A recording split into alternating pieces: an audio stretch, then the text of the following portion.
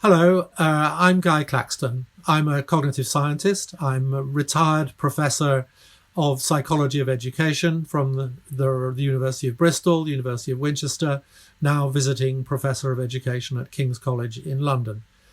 Most of my work has been spent in schools, working with teachers and with young people. So what I want to explore in this session is some ideas about how to introduce mindfulness to young people in terms of their own preoccupations and their own interests and their own concerns, rather than starting from some more clinical or more abstract approach. So my take on mindfulness in education comes from that experience. It comes from my experience of working for the last 35 years or so, as I say, with teachers in schools. Probably I would say the age range that I'm most interested in would be something like 7 or 8 to 18. So the school upper primary and secondary school age range. And I am very interested in what mindfulness has to offer to young people in this age range, and have been for a long time. I've been involved with one of the only very few Buddhist schools in England for quite a long time, and helping them to think about how to integrate the world of mindfulness, or more broadly, I suppose, the world of Buddhism or Buddhist spirituality with what they're doing. And I think the position that I've come to is that we really have to start from the young people themselves. There's no use in trying to impose them. I mean, there's no use in trying to treat them as mini candidate monks. That's not where they are, most of them. No, there will be a few, I would say a small minority, who might be interested in being monkish, but I don't think that would connect very strongly with the majority of young people.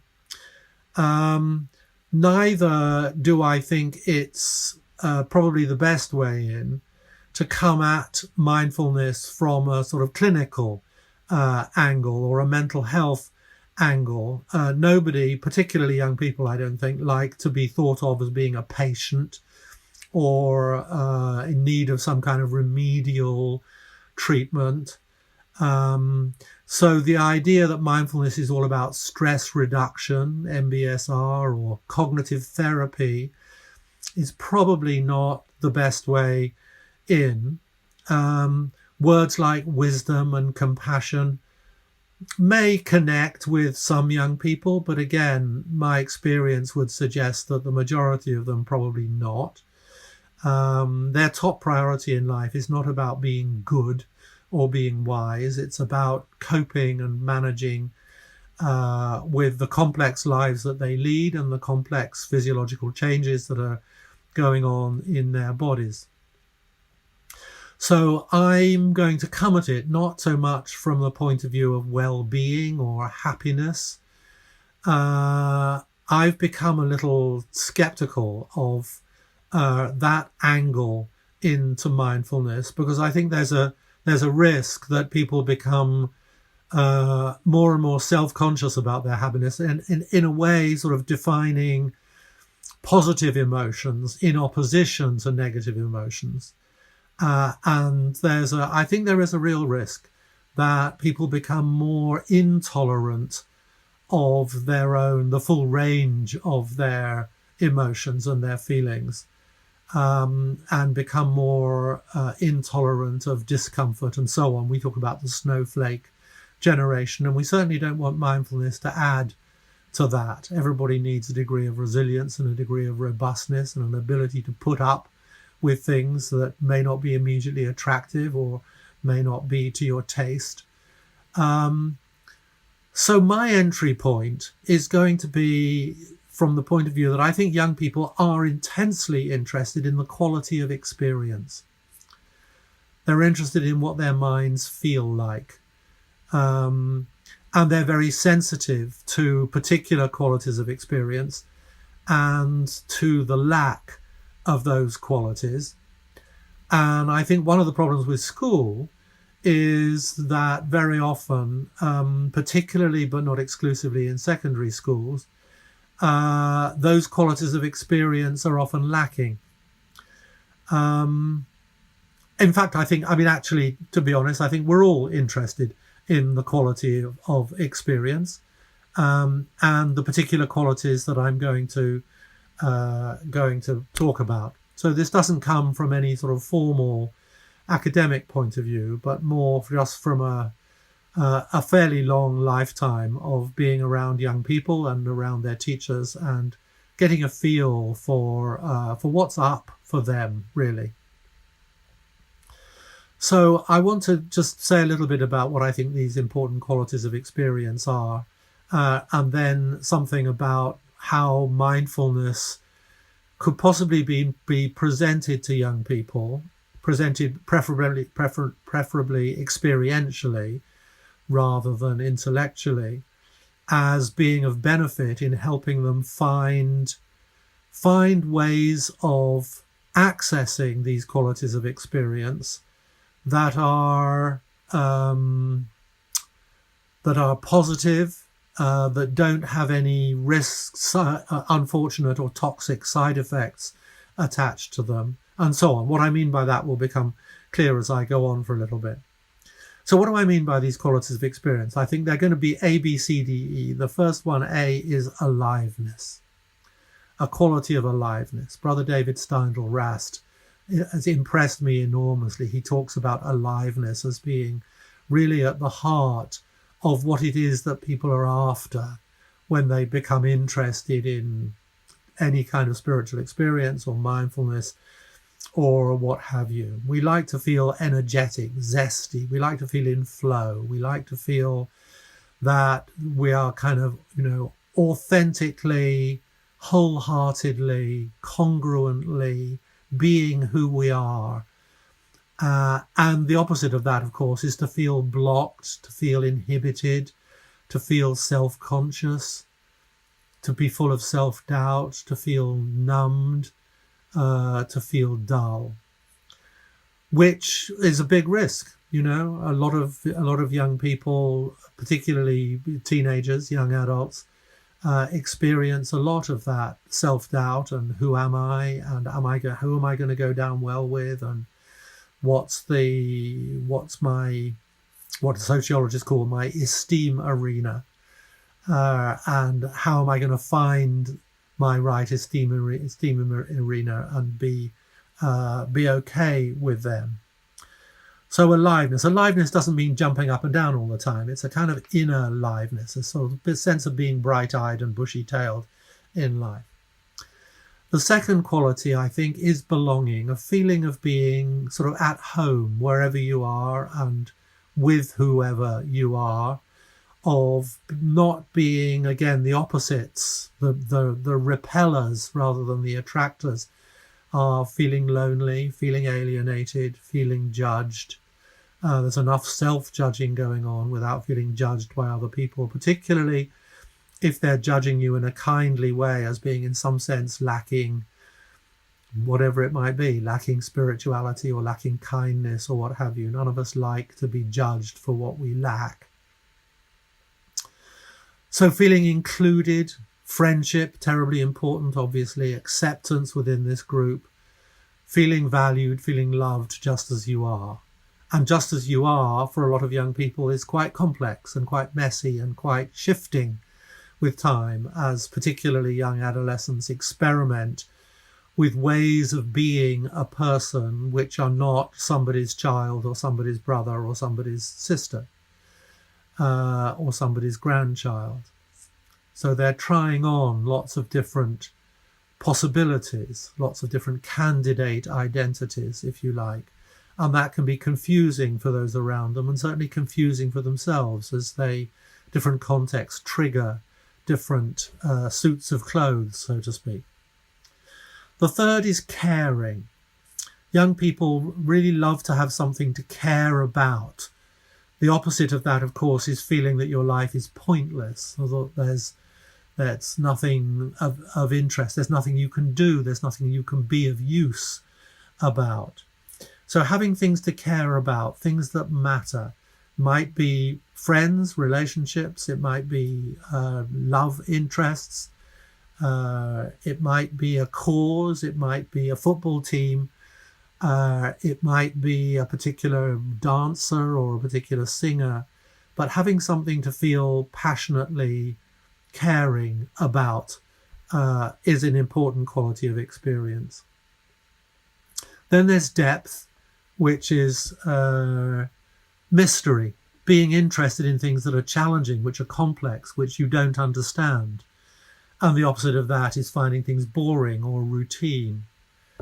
And the last one, E, is for ease, a sense of being at peace with yourself, of being relaxed.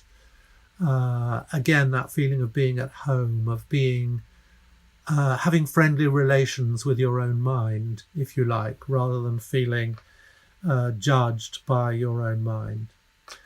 So I think young people are really interested in finding activities and contexts in which this sense of feeling alive, of feeling at home, of having something that matters to you, of something that is challenging, that is stretching you, and something where you feel good about yourself when you're doing all these things. The trouble is that for a lot of young people, the only ways of seeming to find those experiences may be ways that have toxic effects, or which are antisocial, or which are damaging to yourself. Fighting, reckless pursuits, taking drugs, getting pregnant to have a baby, to have somebody to care about, may be a powerful and valid impulse. But in the long run, if you're 15 or 16 years old, it may not be the smartest way of organizing your life. Or it may be, but it may not be. So I think a big part of what we need to be thinking about with education is how education can acknowledge and respond to these deep, wholesome desires that young people have. And this is where I think mindfulness can be really helpful as we introduce mindfulness into schools. But as I'm saying, the whole subtext, if you like, of this little thinking aloud session is that we need to be careful about how we present these things so that they seem to connect, they seem to provide answers to some of the problems that young people are actually experiencing. And one of their big problems is they're not experiencing enough of these highly desirable, highly attractive qualities of experience. Mindfulness obviously helps with aliveness, because aliveness is bodily. Aliveness is being in your body. So spending time to hone your bodily awareness, your interoceptive awareness, is obviously time well spent. It may not look very glamorous at the outset, but that feeling of feeling yourself to be alive, where you feel it in your mind, but you also feel it very intensely in your body, being sensitized to what's going on in your body, but not in a neurotic way, not, oh my goodness, what's going wrong with me, or what does that itch or tickle mean, but simply luxuriating in the aliveness of the tingles and the brightness and the flashes and the noises that are around you. Mindfulness teaches you to be interested in, to appreciate, to be sensitive to those kinds of things.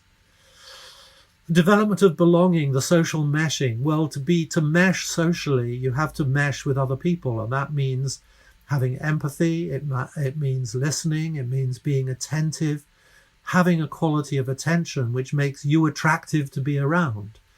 That's just basic social common sense, isn't it? A basic part of social intelligence.